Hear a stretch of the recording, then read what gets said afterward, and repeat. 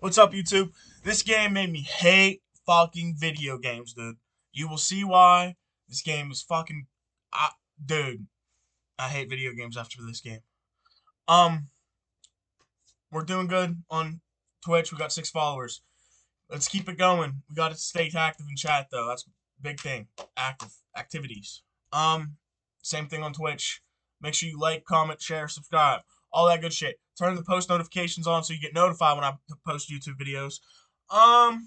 Other than that, here's the video.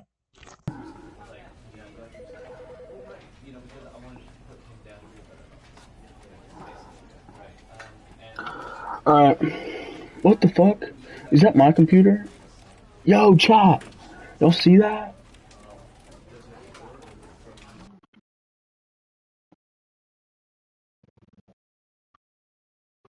This is the story of a man named Stanley. Stanley worked for a company in a big building where he was employee number 427. 427. 7 off from 420, guys. 427's job was simple. He sat at his desk in room 427 and he pushed buttons on a keyboard. Orders came to him through a monitor on his desk, telling him what buttons to push, how long to push them, and in what order. This is what employee 427 did every day. Why does he keep calling him employee 427 though? So I don't get. Might have considered it soul-rending. Stanley relished every moment that the orders came in, as though he had been made exactly for this job. And Stanley was happy. Chat, you guys think you'd be happy And then one day, if that something was your very day? peculiar happened. Something that would forever change Stanley. Something he would never quite forget. He had been at his desk for nearly an hour when he realized that not one single order had arrived on the monitor for him to follow. No one had showed up to give him instructions, call a meeting, or even say hi. Never in all his years at the company had this happened, this complete isolation. Something was very clearly wrong. Shocked, frozen solid, Stanley found himself unable to move for the longest time. But as he came to his wits and regained his senses, he got up from his desk and stepped out of his office. Oh shit. I'm the control.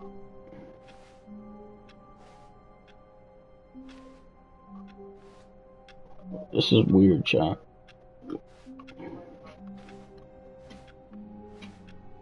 I walk around like this? Chat. Just keep moving around like that. I'm just kidding. What do you do here, though? Like, I don't understand.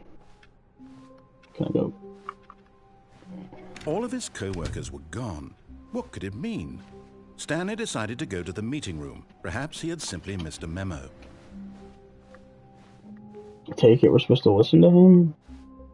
Where's the meet? Oh, 422, 421, 423, 418, 419. Did they not put a 420 desk in here? 425, 426. Bro, that's dumb. 417. Dude, they didn't put a 420 desk in here. That's annoying. Where are we gonna go, chat? What the fuck is in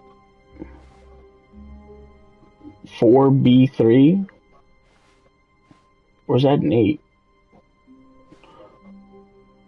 Chat, what do y'all think that is? I don't know why I just did that. What are they writing? A graph of some sort, though. When Stanley came to a set of 2 open doors, no, wait. He entered the door on his left. I wanted to go to the meeting room. The door on his left? What if I go right?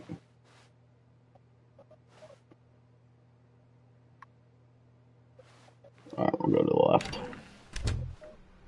Oh, it's 413. Why is it? What the fuck?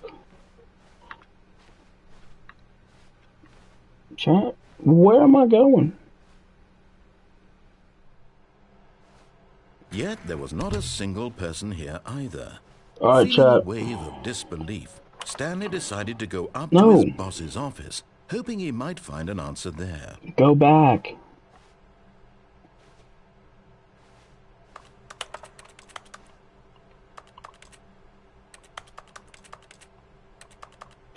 Yo, I just got a trophy. It said you can't jump. You can't jump in this game. Got your first trophy. Thanks. Appreciate that. Coming to a staircase, Stanley walked upstairs to his boss's office.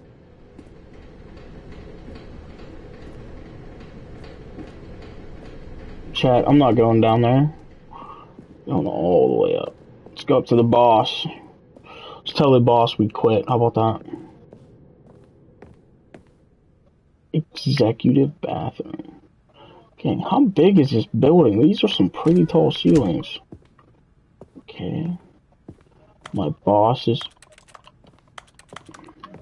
Stepping into his manager's office, Stanley was once again My manager has his office? Indication of any human life. Shocked, unraveled, Stanley wondered in disbelief who orchestrated this. What dark secret was being held from him? What he could not have known was that the keypad behind the boss's desk guarded the terrible truth that his boss had been keeping from him. And so the boss had assigned it an extra secret PIN number, 2845. But of course, Stanley couldn't possibly have known this. Yet incredibly, by simply pushing random buttons on the keypad, Stanley happened to input the correct code by sheer luck. Amazing. He stepped into the newly opened passageway. I feel like I'm playing Siege, guys. What the fuck? It's like a calf. What the hell? Can I get a flashlight?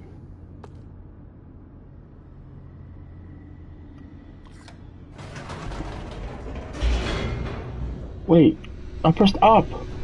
Wait. Oh shit, a loading screen. Descending deeper into the building, Stanley realized he felt a bit peculiar. It was a stirring of emotion in his chest, as though he felt more free to think for himself, to question the nature of his job. Why did he feel this now, when for years it had never occurred to him? This question would not go unanswered for long. The fuck?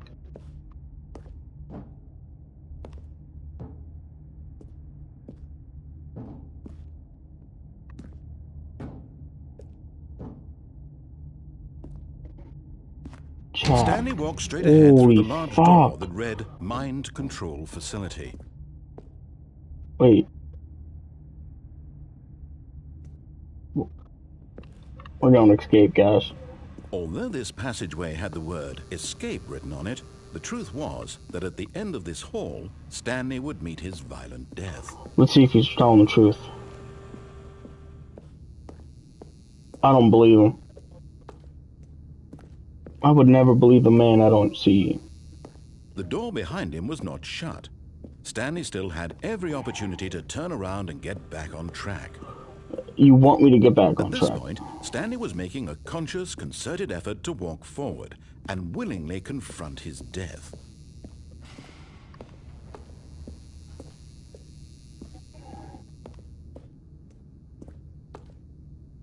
Chat, I'm scared. Chat, do I go? Do I stay?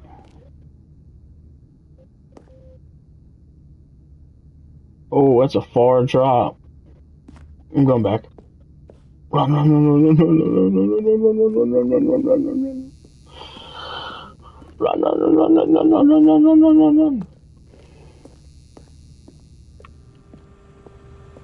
Faster. Damn it, faster.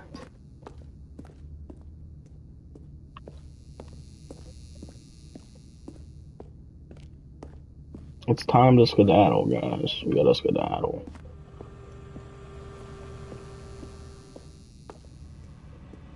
But of course, Stanley thought better of it and realized he simply had too much to live for. Is this the 427 final boss?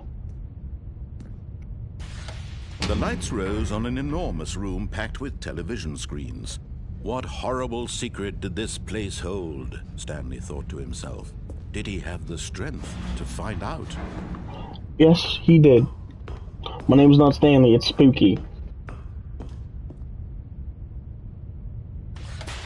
Now the monitors jumped to life, their true nature revealed. Each bore the number of an employee in the building, Stanley's co-workers. The Wait, lives of so many individuals reduced to images one of on them a said screen. fired. And Stanley, one of them, eternally monitored in this place where freedom meant 427, guys. 427. It's over here, in the middle. My desk looks creepy, dude. Looks like looks like I'm in Harry Potter's room, bro. Wait, there is a 420. Let's see what that room looks like. Nothing. I can't see it. Alright, what other room? Who's fired? Okay, over here.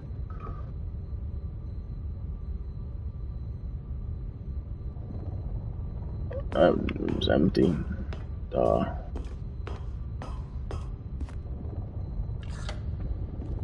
This mind control facility, it was too horrible to believe. It couldn't be true. Had Stanley really been under someone's control all this time? Was this the only reason he was happy with his boring job? That his emotions had been manipulated to accept it blindly? No, he refused to believe it. He couldn't accept it. His own life in someone else's control? Never! It was unthinkable, wasn't it? Was it even possible? Had he truly spent his entire life utterly blind to the world? It sounds like some shit Harry Potter, being a Harry Potter movie. I ain't gonna lie. Here's the proof. The heart of the operation. Controls labeled with emotions. Happy, or sad, or content. Walking, eating, working. All of it monitored and commanded from this very place. And as the cold reality of his past began to sink in, Stanley decided that this machinery would never again exert its terrible power over another human life. For he would dismantle the controls once and for all.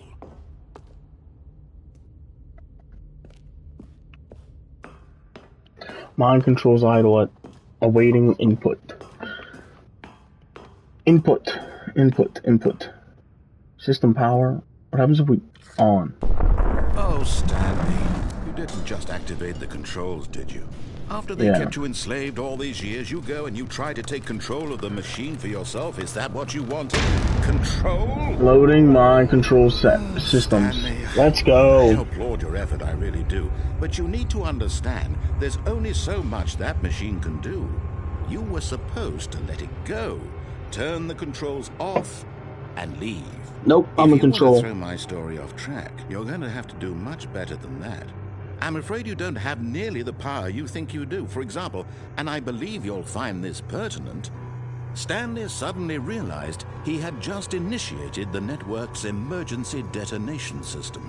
In the event that this machine is activated without proper DNA identification, nuclear detonators are said to explode, eliminating the entire complex. How long until detonation then? Let's say, 2 minutes. Ah, now this is making things a little more fun, isn't it, Stanley? It's your time to shine. You are the star. Well, it sounds like you're calling my bluff, Buster. Shape it to your heart's desires. Oh, this is much better than what I had in mind. What a shame we have so little time left to enjoy it. Mere moments until the bomb goes off. But what precious moments each one of them is.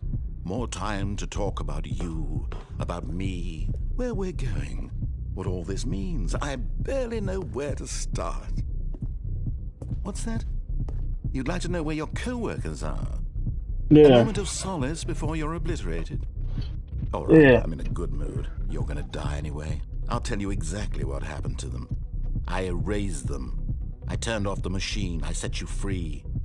Of course, that was merely in this instance of the story. Sometimes when I tell it, I simply let you sit there in your office forever, pushing buttons endlessly and then dying alone. Other times, I let the office sink into the ground, swallowing everyone inside, or I let it burn to a crisp. I have to say this, though, this version of events has been rather amusing. Watching you try to make sense of everything and take back the control wrested away from you, it's quite rich. I almost hate to see it go.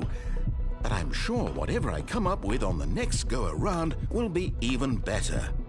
My goodness, only 34 seconds left. Teabag. But I'm enjoying this so much. You know what? To hell with it. I'm going to put some extra time on the clock. Why not? These are precious additional seconds, Stanley. Time doesn't grow on trees. Oh dear me, what's the matter, Stanley? Is it that you have no idea where you're going or what you're supposed to be doing right now? Or did you just assume when you saw that timer that something in this room was capable of turning it off? I mean, look at you. Running from button to button, screen to screen, clicking on every little thing in this room. These numbered buttons, no, these colored ones. Or maybe this big red button, or this door. Everything, anything, something here will save me. Why would you think that, Stanley? That this video game can be beaten? Won? Solved? Do you have any idea what your purpose in this place is? Stanley, you're in for quite a disappointment. But here's a spoiler for you. That timer isn't a catalyst to keep the action moving along. It's just seconds ticking away to your death. You're only still playing instead of watching a cutscene because I want to watch you for every moment that you're powerless. To see He's fucked up, bro. Humble. This is not a challenge. It's a tragedy. You wanted to control this world, that's fine. But I'm going to destroy it first, so you can't. Take a look at the clock, Stanley. That's 30 seconds you have left to struggle. 30 seconds until a big boom and then nothing. Yo, it says goodbye. Just you being blown to pieces. Will you cling desperately to your frail life, or will you let it go peacefully? Another choice. Make it count, or don't. It's all the same to me, all a part of the joke. And believe me, I will be laughing at every second of your inevitable life from the moment we fade in until the moment I say, happily ever after. Wait. Did I win? Why is it loading again? Wait. What? I'm back here? Oh my god, man. That's actually annoying.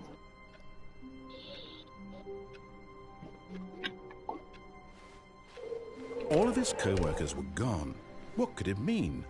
Stanley decided to go to the meeting room. I'm gonna go to the right Perhaps this time. missed a memo. Chat, I'm gonna go to the end, to the right this time. When Stanley came to a set of 2 open doors, this was not the correct way to the meeting room, and Stanley knew it perfectly well. Perhaps he wanted to stop by the employee lounge first, just to admire it. Ah, yes, truly a room worth admiring. It had really been, but eager to get back to business, Stanley took the first open door on his left.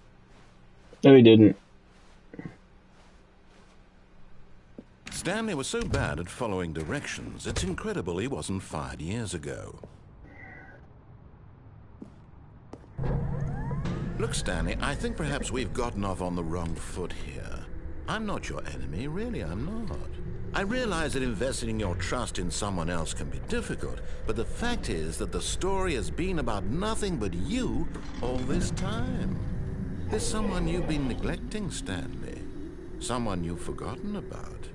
Please, stop trying to make every decision by yourself. Now, I'm not asking for me. Oh, wait. I'm asking for her. I could have jumped off. Asking for her. Stanley. Your chance to redeem yourself. To put your work aside. To let her back into your life. She's been waiting. Who? Am I in love? That's her, Stanley. You need to be the one to do this. Do it. I did it. Do what? I don't know what I'm supposed to do anymore. 427. Oh, Stanley, is that you? Hold on, sweetie. Sorry to keep you waiting. I'm just pulling the bread out of the oven. All right. Okay, there we go. All right, now, I want you to come in and tell me all about your day. Gotcha. That's weird as hell, yo. Did you actually think you had a loving wife? Yeah, Who'd want I to did. commit their life to you? Me? I'm trying to make a point here, Stanley. I'm trying to get you to see something. Come inside.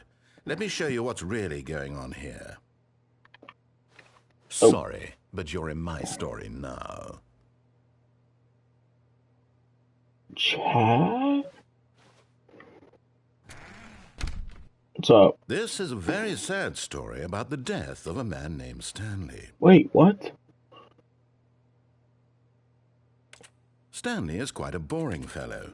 He has a job that demands nothing of him, and every button that he pushes is a reminder of the inconsequential nature of his existence. Look at him there, pushing buttons, doing exactly what he's told to do. It's fucked up. Now he's pushing a button. Now he's eating lunch. Now he's going home. Now he's coming back to work. One might even feel sorry for him, except that he's chosen this life.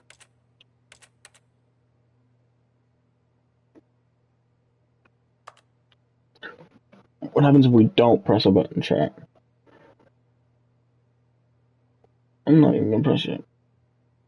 I'll stay here for 20 minutes if I have to. I don't care. You're gonna be beat, buddy. I'm not pressing that square, the triangle, bro. You are beat.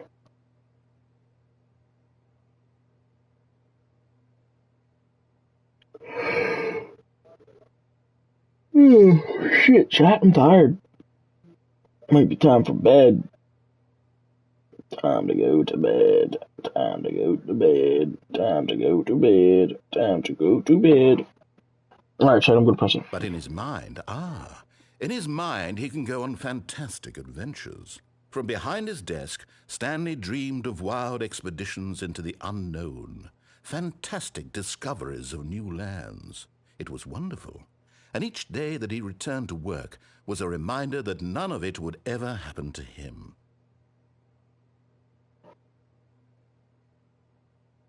And so he began to fantasize about his own job. First, he imagined that one day while at work, he stepped up from his desk to realize that all of his co-workers, his boss, everyone in the building had suddenly vanished off the face of the earth. The thought excited him terribly.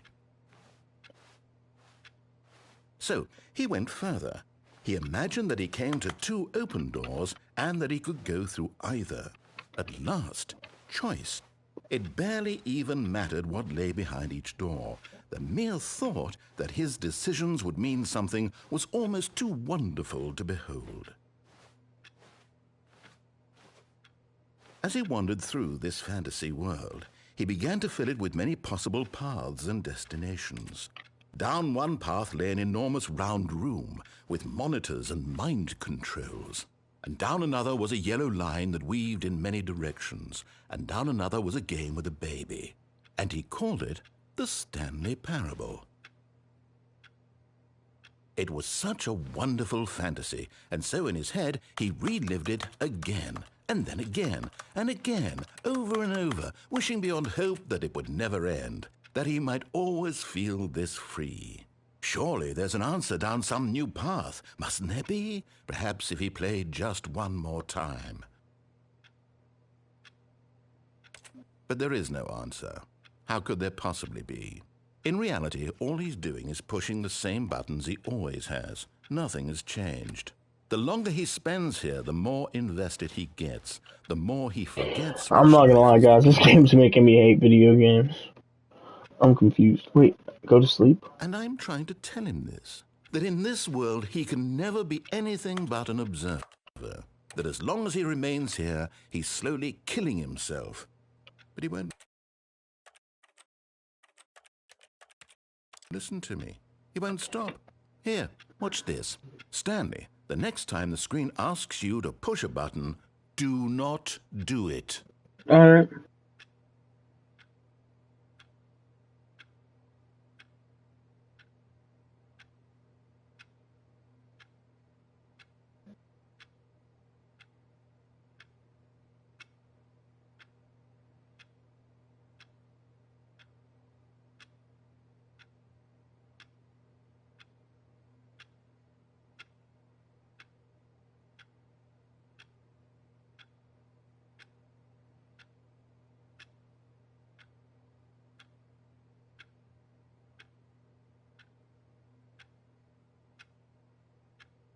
Should I press it? Do I press this, chat? I gotta press X, bro. You see? Can he just not hear me?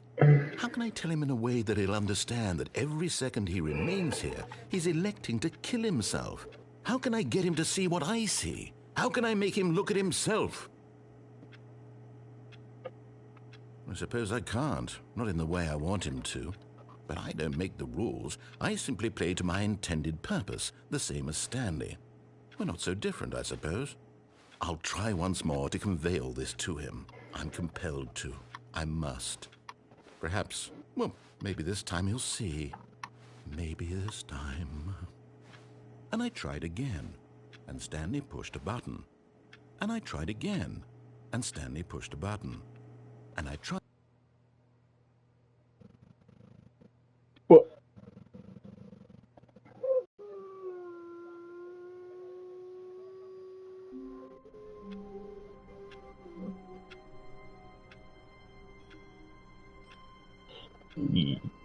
Yo?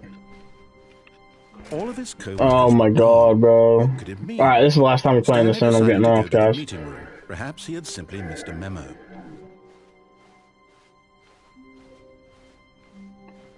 When Stanley came to a set of 2 open doors, we're gonna beat it. I don't know if you can beat it, but we're gonna try to beat it. Yet there was not a single person here either. Feeling a wave of disbelief, Stanley decided to go up to his boss. Coming to a staircase, Stanley walked upstairs to his boss's office.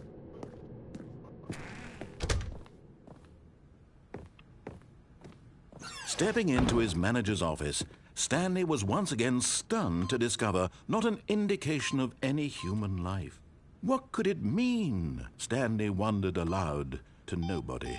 He began wildly tearing through papers on the boss's desk, pulling books off the shelf, looking behind paintings, desperate for clues to his situation. But his attention was caught by a keypad behind the boss's desk. What could its purpose be? In fact, this keypad guarded the terrible secret that lay buried below his feet. And so the boss had assigned it an extra secret PIN number, 2845. But of course, Stanley couldn't possibly have known this.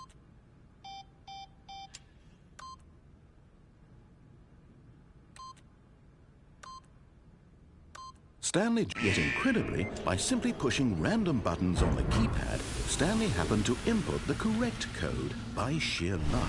Amazing. He stepped into the newly opened passageway.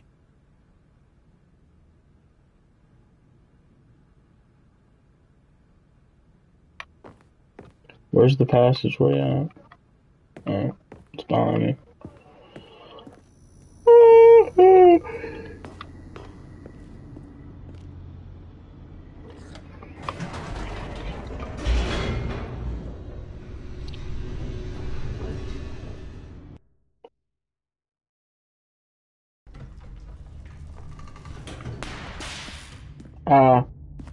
Run. Stanley walked straight ahead. So do I press off then? Red mind control facility.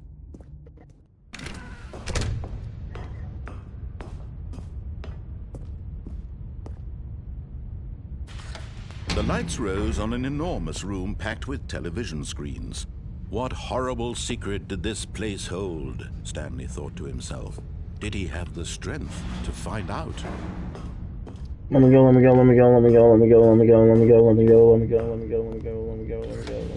Now the monitors jumped to life, their true nature revealed. Each bore the number of an employee in the building, Stanley's co-workers. The lives of so many individuals reduced to images on a screen, and Stanley, one of them, eternally monitored in this place where freedom meant nothing. This mind control facility, it was too horrible to believe. It couldn't be true. Had Stanley really been under someone's control all this time? Was this the only reason he was happy with his boring job? That his emotions had been manipulated to accept it blindly?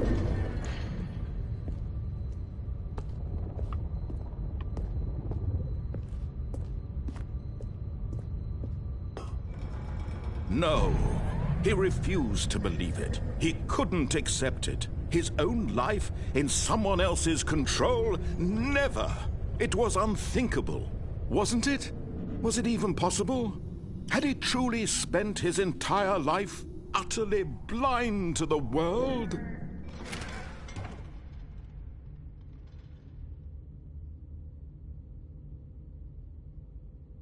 But here was the proof. The heart of the operation. Controls labeled with emotions. Happy, or sad, or content. Walking, eating, working. All of it monitored and commanded from this very place. And as the cold reality of his past began to sink in, Stanley decided that this machinery would never again exert its terrible power over another human life. For he would dismantle the controls once and for all. I'm gonna do it, chat. I'm gonna dismantle all the controls once and for all. I'm gonna do it. I did it. Bro, if it sends me back, I'm gonna be pissed.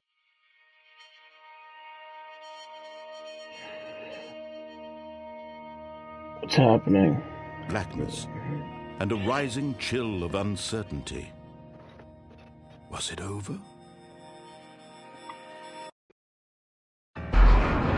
Yes. He had won. He had defeated the machine, unshackled himself from someone else's command. I feel like he's lying. Mere moments I feel like it's just a bigger room. Yet, even as the immense door slowly opened, Stanley reflected on how many puzzles still lay unsolved. Where had his co-workers gone? How had he been freed from the machine's grasp? What other mysteries did this strange building hold? But as sunlight streamed into the chamber, he realized holy none of this mattered shit. to him, for it was not knowledge or even power that he had been seeking, but happiness. Chat. Perhaps his goal had not been to understand. What the fuck is this? Let go. No longer would anyone tell him where to go, what to do, or how to feel. Whatever life he lives, it will be his. And that was all he needed to know. It was perhaps the only thing worth knowing. What? Stanley stepped through the open door. Stanley felt the cool breeze upon his skin, the feeling of liberation, the immense possibility of the new path before him. I think there's a This was cutscene. exactly the way, right now, part that of the game. things were meant to happen. Okay then. And Stanley was happy.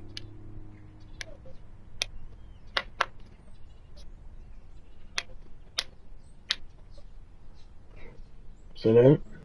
Did I win? Did I win, chat? Chat, did I win? What the fuck?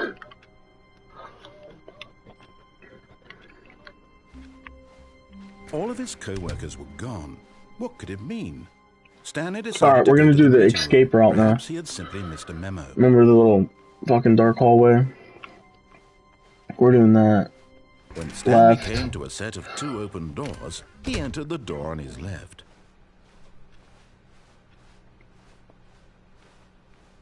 Yet there was not a single person here either. Feeling a wave of disbelief, Stanley decided to go up to his boss's office, hoping he might find an answer there.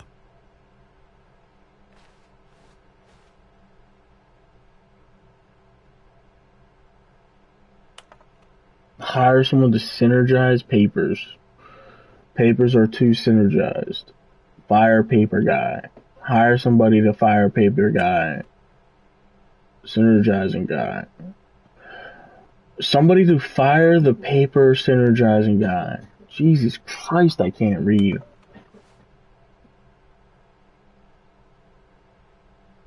Who moved my desk? Please keep the targets on the topic of... Why is that blurred? Not confident. The future was yesterday, tomorrow is now.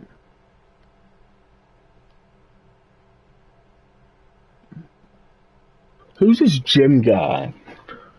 Jim?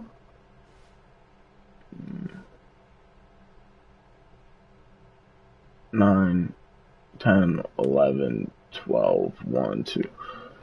Time to get out here by 9 to 4. Office party. Yo.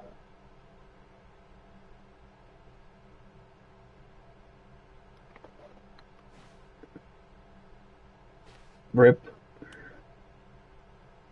Frames.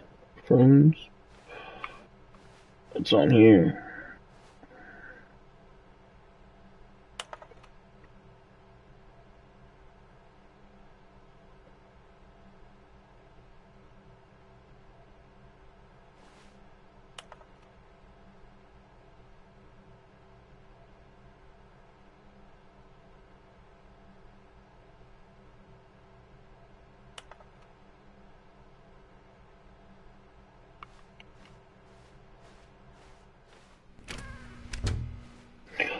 Yeah, I know. Up.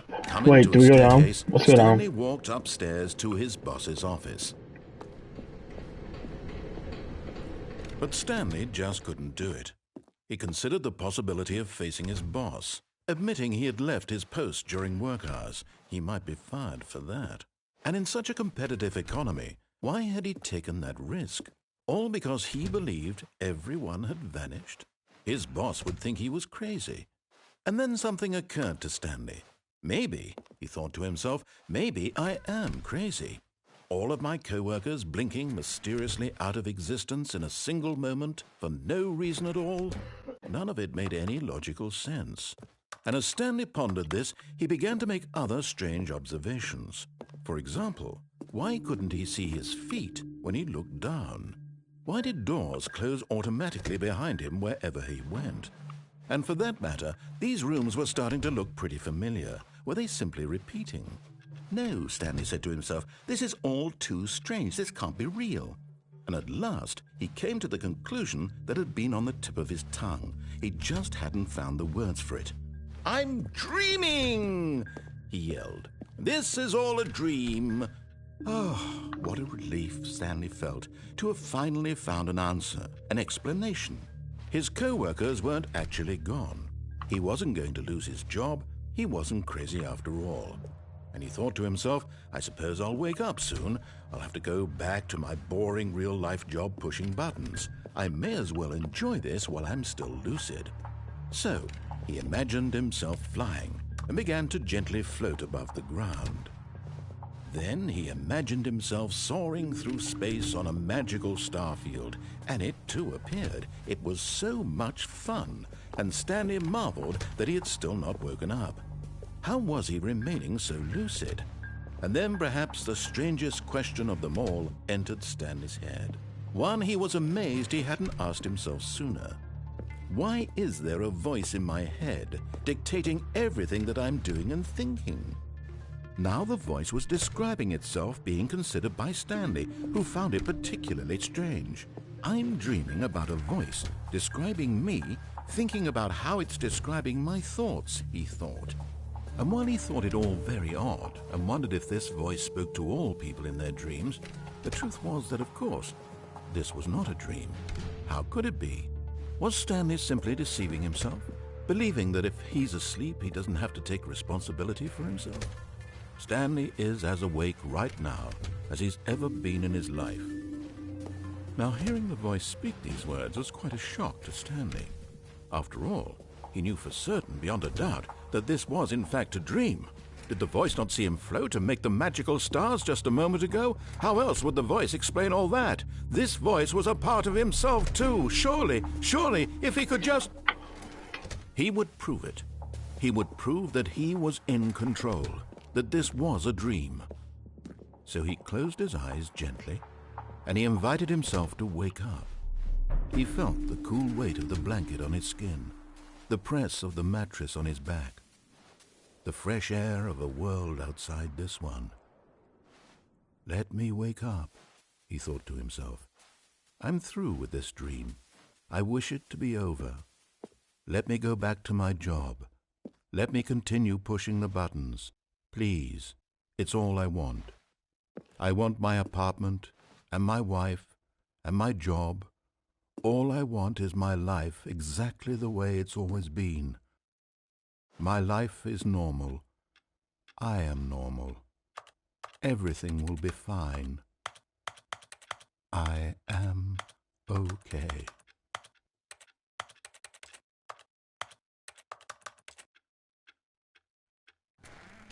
I ended up behind the door. Stanley began screaming. Please, someone, wake me up. My name is Stanley.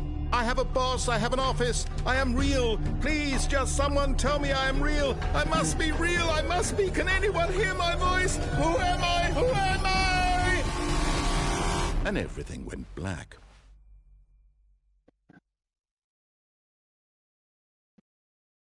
This is the story of a woman named Mariella. Wait. Mariella woke up on a day like any other. She arose, got dressed, What gathered the her fuck? belongings, and walked to her place of work. But on this particular day, her walk was interrupted by the body of a man who had stumbled through town talking and screaming to himself, and then collapsed dead on the sidewalk. And although she would soon turn to go call for an ambulance, for just a few brief moments she considered the strange man. He was obviously crazy, this much she knew. Everyone knows what crazy people look like. And in that moment, she thought to herself how lucky she was to be normal. I am sane. I am in control of my mind. I know what is real and what isn't.